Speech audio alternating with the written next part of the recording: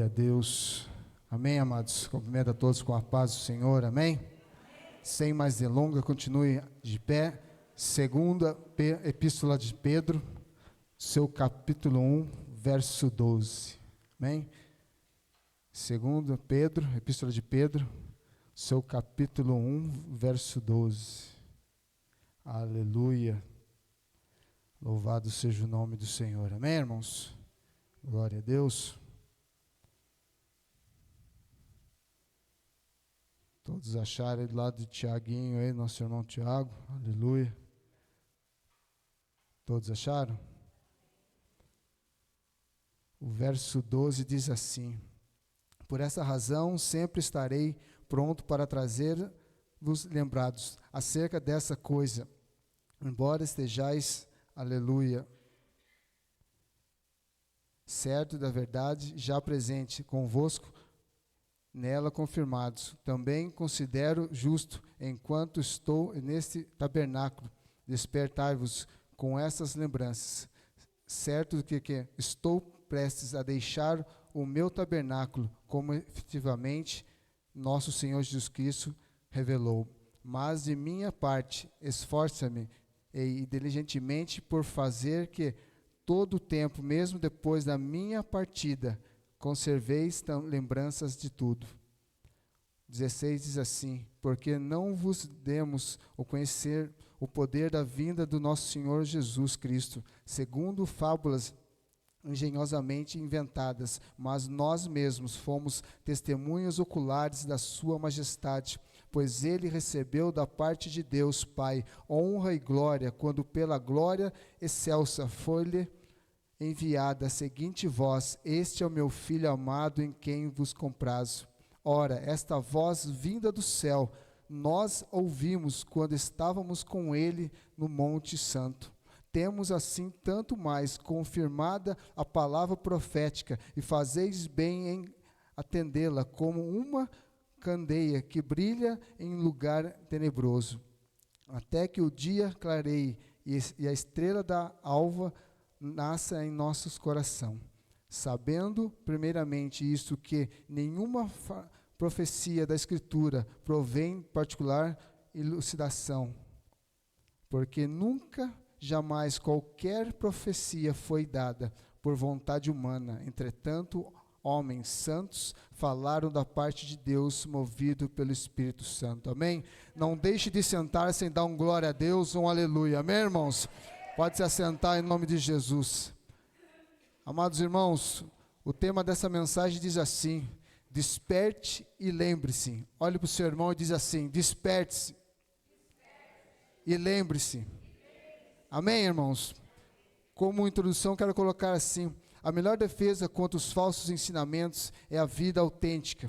Uma igreja cheia de cristãos em crescimento dificilmente se torna vítima de apóstatas e seu cristianismo falsificado, mas a vida cristã deve se basear na palavra de Deus, a qual está investida de autoridade.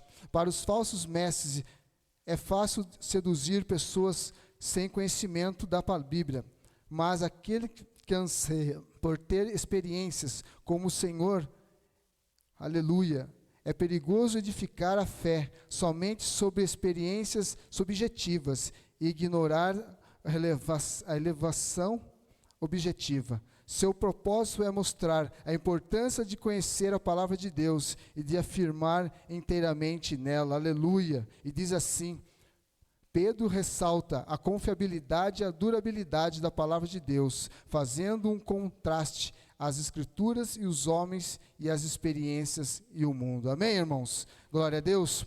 Nós olhamos e vemos aqui um servo de Deus, o apóstolo Pedro, um homem que Deus resgatou, tirando ele de um lugar da pesca, um empresário da pesca, como nós bem conhecemos, um homem que fez milagres, prodígios pelo poder e a graça de Deus, e ele já nesta carta, já no fim da sua vida, já de malas prontas, já feito a vontade do Senhor. E como nós olhamos para esse texto e vemos a qual a importância que ele dá para que os seus servos e os seus irmãos estivessem firmados na palavra, no poder e na glória de Deus. Amém, irmãos? Eu coloquei aqui para nós entendermos qual a relevância de 2 Pedro para nós hoje, irmãos, muitíssimas. Sabe por quê?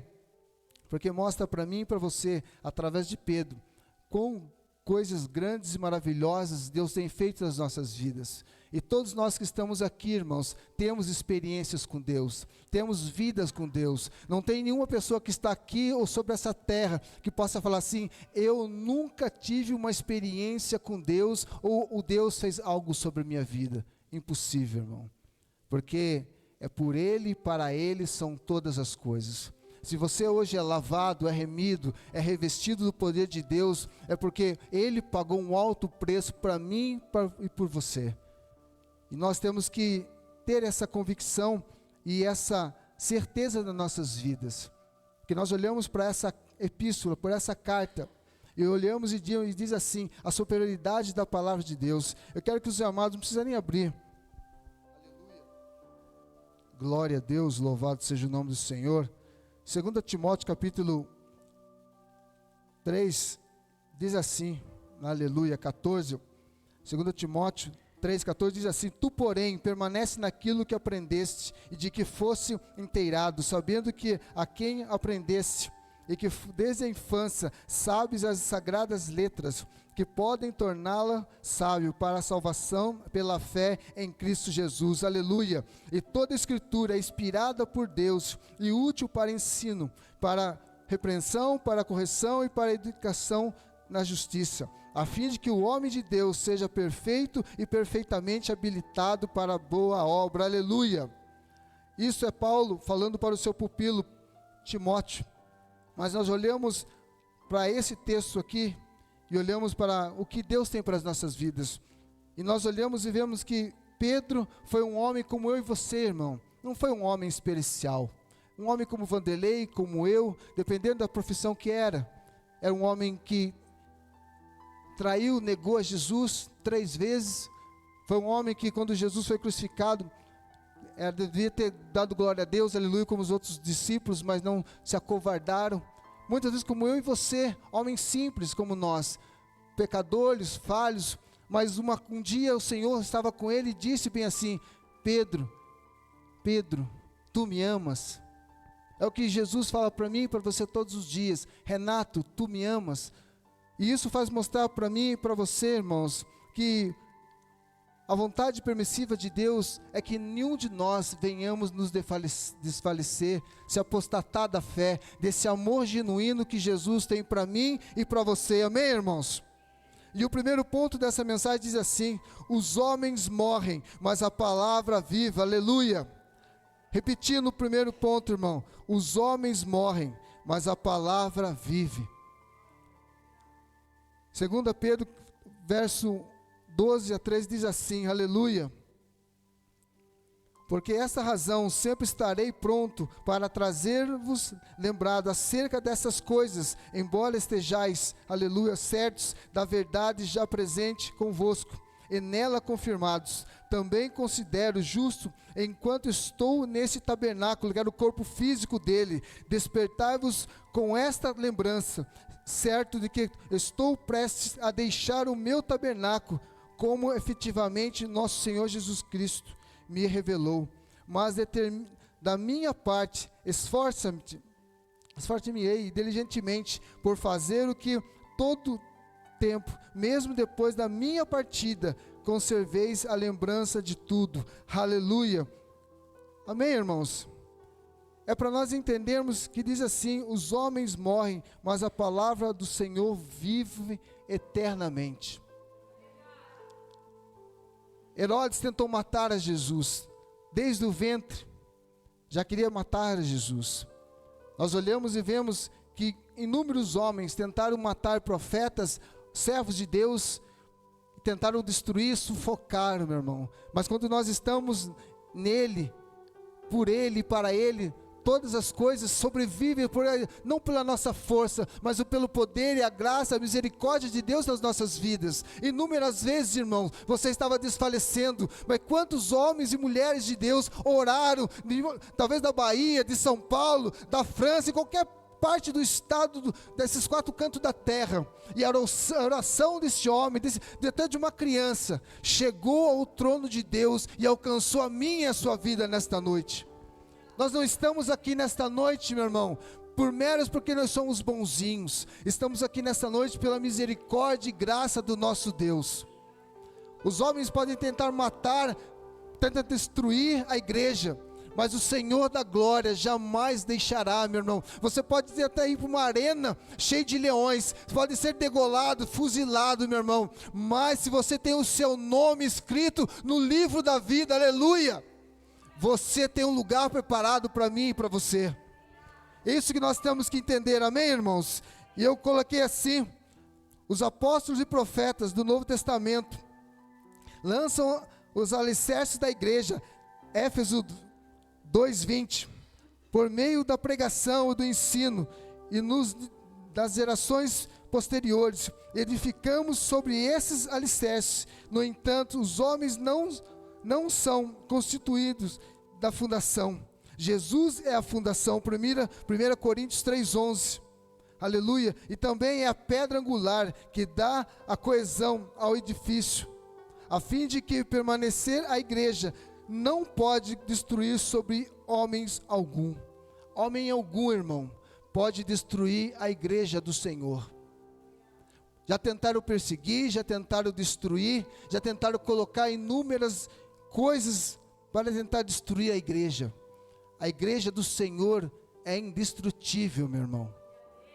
Pode matar uma geração aqui, vai se levantar novos remanescentes para a glória do Deus vivo.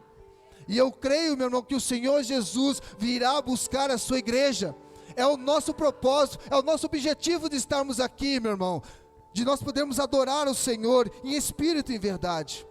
Nós sabemos que há inúmeras seitas por aí, irmãos, estamos careca de ouvir e de saber, mas o que já nos ensinaram quando nós chegamos dentro da igreja, o que já foi pregado, de pessoas que morreram por amor de Cristo Jesus, e estão com o Pai, reinando em Cristo, em nome de Jesus. Irmãos, pela fé em Cristo Jesus, eu creio que todos os homens que morreram em Cristo Jesus, já estão reinando com Cristo. Amém, irmãos?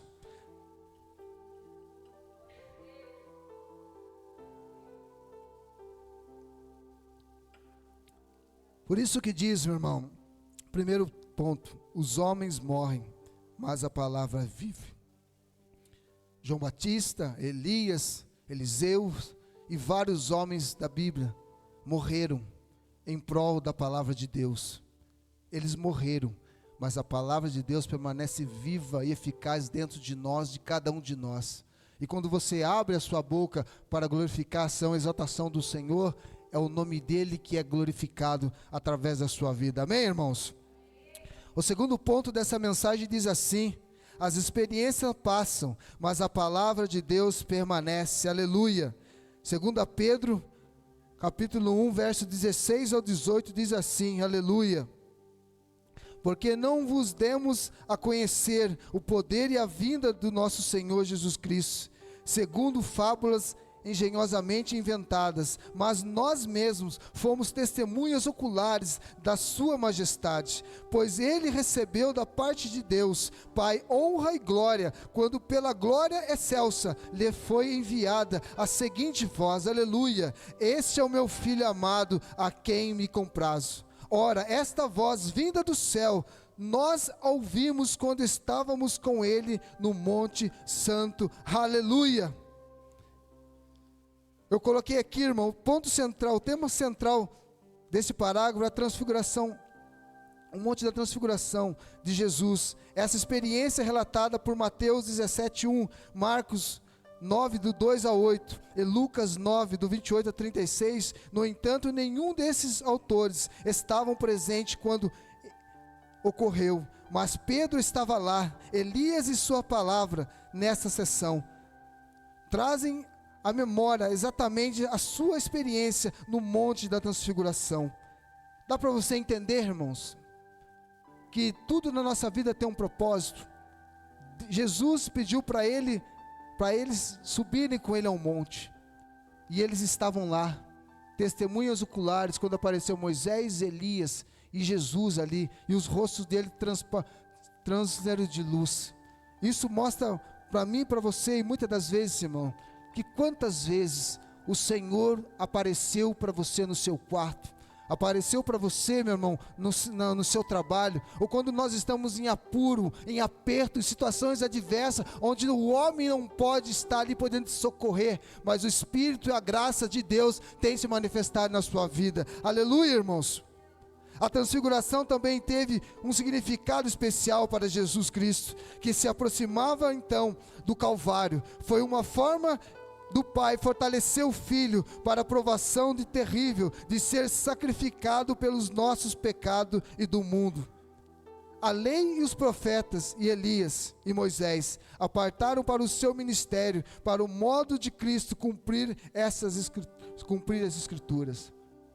Dá para você entender, meu irmão, que tanto Moisés como Elias estavam se cumprindo do Antigo Testamento até a chegada de Jesus Cristo.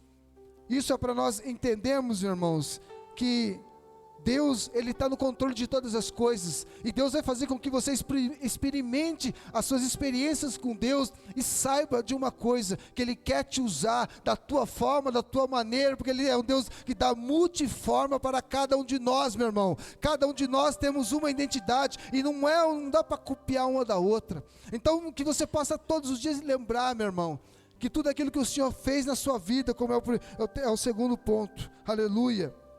As experiências passam, mas a palavra de Deus permanece para todo sempre.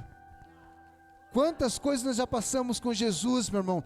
Eu não preciso que ninguém fale para mim que Jesus, que tem que fazer alguma coisa. Meu irmão, Ele já fez a grande coisa que eu não posso pagar, que é a salvação que eu terei quando Ele vier me buscar, meu irmão. Eu posso deitar nesta noite e amanhã vocês estarem no meu velório, mas eu sei que estarei num grande lugar e maravilhoso lugar, que é estar com Cristo Jesus. É a morada que todo crente nós temos que ter, irmãos. Queremos ter carro, queremos ter inúmeras coisas, mas a importância de um crente é ele estar cheio da presença de Deus. Se Ele der algo para mim, eu estou com Ele. Se Ele não der, eu continuo glorificando com Ele. Ei, Jesus é o motivo da nossa alegria, meus irmãos. Nós passamos por luta sim, passamos por N experiências para contar, seja para os seus filhos, para os seus netos, para o nosso pessoal da igreja. Mas uma coisa nós temos que entender, que todos nós temos experiências com Deus. Todos nós, todos que estão sentados aqui têm experiência com Deus, para contar. Se você não puder, irmão, marque as coisas. Não marque quando eu ganhei uma casa, marque quando faltou um dia um gás na minha casa, e o sobrenatural de Deus aconteceu. Isso é uma experiência com Deus, irmãos. Isso é uma experiência com Deus, e nós temos que entender que todas essas coisas, é para nós entendermos que a vontade de Deus é que nós não viemos nos desfalecer da presença de Deus, porque o tema das mensagens diz assim, irmão: despertem e lembre-se de quem? De Jesus na sua vida, do Pai na sua vida, do Espírito Santo na sua vida, porque todos nós aqui temos nossos problemas, nossas angústias, que nós passamos de problemas, seja com famílias, familiares, inúmeras coisas, irmãos.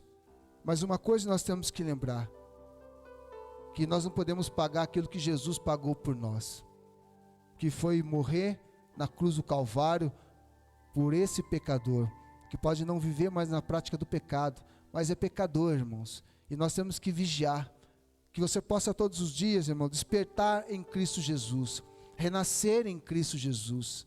Saber que o motivo de nós estarmos aqui nesta noite não é porque nós somos bons, é porque a misericórdia de Deus tem nos alcançado. Às vezes nós estamos trabalhando, nosso trabalho, as lutas do dia a dia, nós estamos cansados. Mas lembre, meu irmão, que há um lugar esperando a mim e a ti, para aquele grande dia.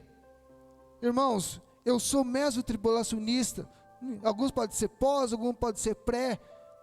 Como se diz um grande homem de Deus, eu não quero saber se o pato é macho, irmão. Eu quero saber que quando Jesus Cristo vier buscar a sua igreja, meu irmão, Renato Rodrigues Silva Júnior, filho de Dona Elza Siqueira Silva, eis-me aqui, Senhor, o teu servo ouve. É isso que nós temos que ter, essa convicção, irmãos. Sabe? É porque o que nós temos que ter, não é se você é pós, se você é pré, o que importa, meu irmão, é que o teu nome venha estar no livro da vida. Porque aquele que tiver com o livro da vida, o seu nome escrito no livro da vida, meu irmão, quando vier, meu irmão, a tribulação, para mim que sou mestre tribulacionista, eu creio que nós vamos passar até a primeira fase. Na segunda, quando o negócio apertar, Jesus leva a gente. Amém? É uma filosofia de pensamento. Mas uma coisa que nós temos que entender, meu irmão, é que se o seu nome está no livro da vida, o diabo não vai tocar em você, meu irmão, porque você vai estar resistente, você vai estar firme, você vai estar cheio de Deus. Aleluia, amém? E o terceiro ponto para nós finalizarmos diz assim: o mundo escurece, mas a palavra de Deus resplandece. Amém? Aleluia. Glória a Deus. Você pode aplaudir o Senhor, irmãos?